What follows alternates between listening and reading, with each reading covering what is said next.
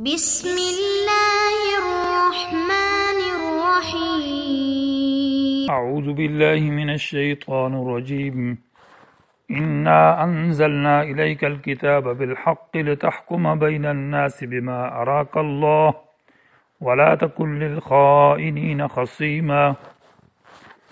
عزیز طلبہ کرام، سبق نمبر 310 سورۃ النساء، آیت نمبر 105 الی آخری۔ امور سیاسیہ کا بیان چل رہا تھا، یعنی سیاست مدنیہ، ملک اور علاقے کی اصلاح اور تربیت، اور نظام فوج اور نظام حکومت، نظام شریعت درست اور برقرار رہے اور امن رہے۔ تو یہ 8ویں نمبر کا امر سیاسی ہے، امر شرعی سیاسی، جس سے کا مقصد یہ ہے کہ فیصلہ شرعی نظام کے مطابق ہو اور اس فیصلے میں کسی کا لحاظ نہ ہو اور نہ ہی اس میں رشوت چلے، بلکہ لتحکم بین الناس، تو لوگوں کے درمیان میں فیصلہ کرے، بما اراک اللہ، اس علم کے اور اس وحی کے مطابق جو اللہ نے آپ کو بتائی اور دکھائی ہے، اور اس میں تو انصاف ہے۔ تو ملک کے فیصلے انصاف پر ہو، عدل پر ہو، قرآن و سنت کے مطابق ہو، اور اس میں کسی کی طرفداری بھی نہ ہو، اور غلط لوگوں کی طرف سے وکالت بھی نہ ہو، اور حق بات کو چھپایا نہ جائے، اور مجرم کو سزا دی جائے اور غیر مجرم کو سزا نہ دی جائے۔ ایسا نہ ہو کہ جو مجرم نہیں ہے اس کو سزا دے مجرم کی، بلکہ ہر گناہگار اور ہر مجرم کی تحقیق کی جائے، اور جرائم کوئی اور کرے اور سزا کسی اور کو دی جائے، ایسا نہ کیا جائے۔ جیسے کہ واقعہ مذکورہ کے اندر جرم تو طعامہ جو کہ منافق تھا بن عبید، اس نے کی، اور سزا کا انہوں نے اس یہودی کے اوپر ڈالا، تو ایسا نہ کیا جائے۔ انا انزلنا، بے شک ہم نے اتارا، الیک تیری طرف اے پیغمبر، الکتاب، کامل کتاب، جس میں نظام کے فیصلے اور نظام شرعی کا اصول اور قانون ذکر ہے۔ بالحق، یہ اتارنا جو ہے یہ مشتمل ہے حق پر۔ معنی یہ ہے کہ اس کتاب کے انزال میں صدق، حق بمعنی سچائی ہے، یہ اتارنا سچا ہے، اس میں کذب اور جھوٹ نہیں ہے۔ لتحکم بین الناس، تاکہ تو فیصلہ کرے۔ مقصد کتاب وہ صرف تلاوت نہیں ہے، جیسے کہ آج کل لوگوں نے سمجھا ہے۔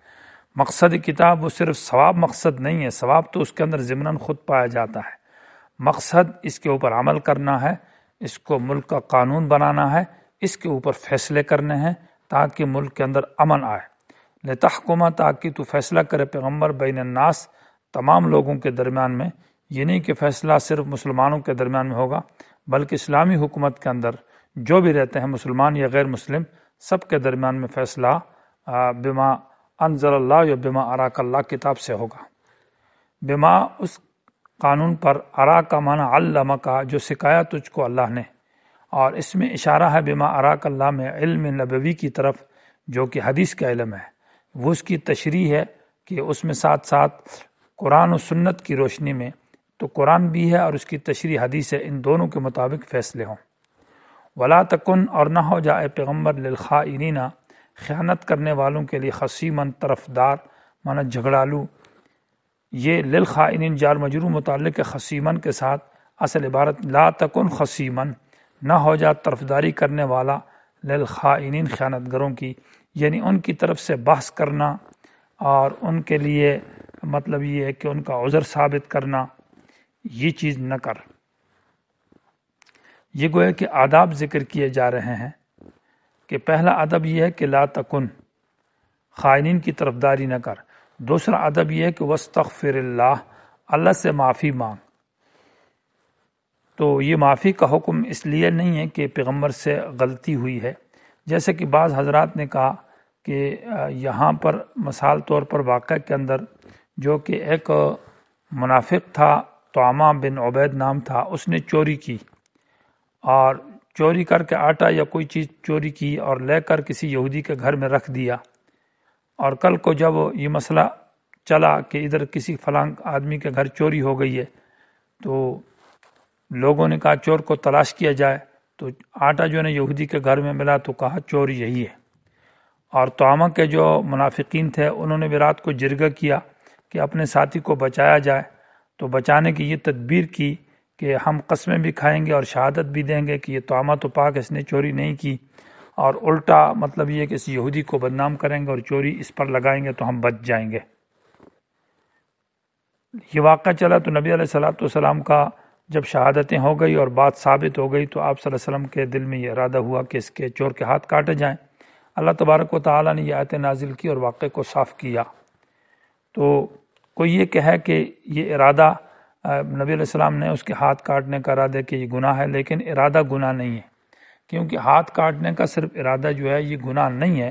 تو اس لیے استغفار بطور اس وجہ سے نہیں ہے کہ وہ گناہ کی وجہ سے، بلکہ یہ استغفار کا حکم جو ہے یہ تعبداً بطور عبادت کے ہے کہ آپ معافی مانگے، گویا کہ آپ کی عبادت ہے، یا یہ ہے کہ تخفیف کے لیے ہے کہ اللہ تعالیٰ اس مسئلے کو آسان فرمائے کہ چور معلوم ہو جائے۔ واستغفر اللہ سے معافی مانگے کہ اس میں چور معلوم نہیں ہے، یا اللہ مجھے یہ چور آسانی کے ساتھ مجھے معلوم ہو جائے۔ یا مقصد یہ ہے کہ واستغفر اللہ کا معنی امت کے لیے معافی مانگ۔ اور ویسے بھی ایسا ہے کہ کوئی مثلاً یہ ہے کہ جب یہ تھا کہ چور یہودی ہے اور بعد میں جب تحقیق ہوئی تو چور یہودی نہیں ہے، مثال طور پر وہ طعمہ منافق ہے، تو فوراً انسان تعجب اور حیرت کے طور پر کہتا ہے کہ استغفر اللہ۔ تو یہ معنی ہے کہ واستغفر اللہ سے معافی مانگ۔ دیکھو ہم کیا سمجھ رہے تھے اور حقیقت کیا ہے۔ ان اللہ کان غفورا رحیما، بے شک اللہ تعالیٰ معاف کرنے والا ہے، رحیما اللہ مہربان ہے۔ ولا تجادل، اور نہ جھگڑا کیجئے، عن الذین، ان لوگوں کی طرف سے، یختانون انفسہم، جو اپنے ساتھ خیانت کرتے ہیں۔ لا تجادل، ان اللہ لا یحب، بے شک اللہ تعالیٰ پسند نہیں کرتا، من کان خوانا، جو بہت بڑا خیانت گر ہے، اثیما، گناہ گار ہے۔ خوان اس لیے ہے کہ ایک تو اس نے مثال طور پر چوری کی ہے، اور پھر چوری کر کے اس نے دوسرے پر تہمت لگائی ہے اور چوری کی الزام دوسرے پر لگایا ہے، اور یہ ہے کہ اپنے آپ کو چھپاتا ہے، تو یہ گویا کہ بہت بڑی خیانتیں ہیں۔ اثیمن، اس نے گناہ کیا ہے چوری کا۔ یہاں سوال یہ پیدا ہوتا ہے کہ لا تجادل میں مراد یہ ہے کہ تجادلہ بحث کرنے کو کہتے ہیں کہ اے پیغمبر آپ بحث نہ کریں ان لوگوں کی طرف سے، یعنی ان کی طرفداری نہ کریں جنہوں نے اپنے ساتھ خیانت کی ہے، منافقین کا ساتھ نہ دیں۔ مطلب یہ ہے کہ ان کو بچانے کی کوشش کرنا یا ان کے بچاؤ کے لیے دلائل پیش کرنا، یہ مطلب ہوگا۔ تو یہ معنی ہے کہ لا تجادل، معنی جھگڑا نہ کیجیے۔ سوال یہاں پر یہ پیدا ہوتا ہے کہ لا تکن للخائنین خصیما میں یہی مسئلہ ہے کہ خیانت گر لوگوں کی جو خیانت کرتے ہیں ان کی طرف سے طرفداری، یعنی خصیم، وکیل نہ بن جا، بحث کرنے والا۔ تو دوبارہ ولا تجادل عن الذین یختانون کا ذکر کیوں کیا ہے؟ تو جواب اس کا یہ ہے کہ وہاں لا تکن للخائنین خصیما کا معنی یہ ہے کہ صرف بحث کرنا، تو مطلب یہ ہے کہ ان کی طرفداری کرنا، یہ مقصد تھا۔ اور بعد والی آیت کے اندر جو ہے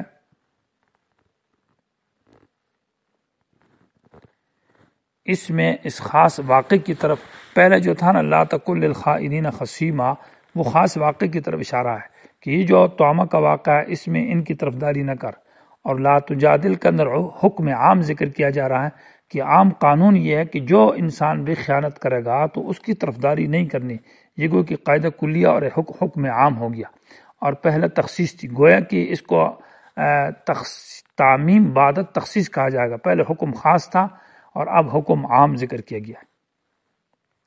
دوسرا فرق یہ ہے کہ لا تکن للخائنین خصیما کا معنی صرف بحث کرنا، طرفداری کرنا مقصد ہے، باقاعدہ وکیل بننا مراد نہیں ہے۔ اور لا تجادل عن الذین یختانون انفسہم کے اندر مقصد باقاعدہ وکیل بننا ہے اور ذمہ داری بننی ہے۔ تو معنی یہ ہوگا کہ نہ تو طرفداری کر اور نہ باقاعدہ وکیل بن اور ذمہ داری لے لے۔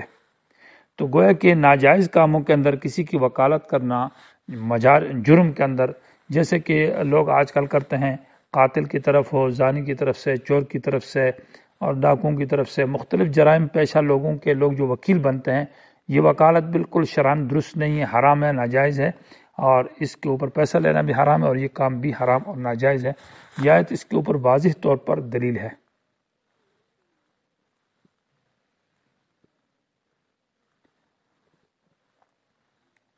یستخفون من الناس ولا یستخفون من اللہ، یہ جملہ ما قبل سے کے لیے علت ہے، گویا کہ یہ لوگ جو ہے نا طرفداری، انہوں نے خیانت کیوں کی ہے کہ یختانون انفسکم کے لیے یہ علت ہے۔ یہ خیانت انہوں نے اس لیے کیا کہ دوسرے کی شہادتیں پیش کرتے ہیں اور اپنے آپ کو بچاتے ہیں، اس کا مقصد یہ ہے کہ یہ اپنے آپ کو بچاؤ مقصود ہے۔ تو یستخفون من الناس، یہ لوگوں سے چھپنا چاہتے ہیں، ولا یستخفون من اللہ، لیکن اللہ سے تو نہیں چھپ سکتے۔ لا یستخفون میں یہ عدم استطاعت کی نفی ہے کہ ان کی طاقت ہی نہیں کہ اللہ سے چھپ رہے ہیں، کیونکہ اللہ دیکھ رہا ہے، اللہ کو ذرہ ذرہ کا علم ہے، تو اللہ کو یہ بھی معلوم ہے، تو اللہ نے بذریعہ وہی بتا دی۔ وَهُوَ مَعَهُمْ، اللہ ان کے ساتھ ہے، اللہ کی علم اور قدرت مراد ہے۔ اذ یبیتون، جس وقت یہ جرگہ کر رہے تھے، ما ان باتوں کا لا یرضا، جو کہ پسند نہیں ہے، من القول، باتوں میں سے۔ تو وہ جو کون سی باتیں تھیں جن کے اوپر یہ رات کو جرگہ کرتے تھے، وہ یہ کہ اپنے ساتھی کو بچانے کے، اور اس کے خلاف مطلب ہم ساتھ اس کے بچانے کی شہادت بھی دیں گے اور ساتھ ساتھ قسمیں بھی کھائیں گے۔ وَقَانَ اللَّهُ بِمَا يَعْمَلُونَ مُحِيطًا، اور اللہ تعالیٰ جو کچھ یہ کر رہے ہیں ان کے اعمال پر اللہ گھیرنے والا ہے۔ اس میں شدید وعید ہے، سخت قسم کی دھمکی ہے کہ جو کچھ یہ کرتے ہیں اللہ تعالیٰ کے علم سے باہر نہیں ہے، اللہ کے احاطے میں، اللہ کے قبضے میں ہے، اللہ سزا دے گا، ایسا نہیں کرنا چاہیے۔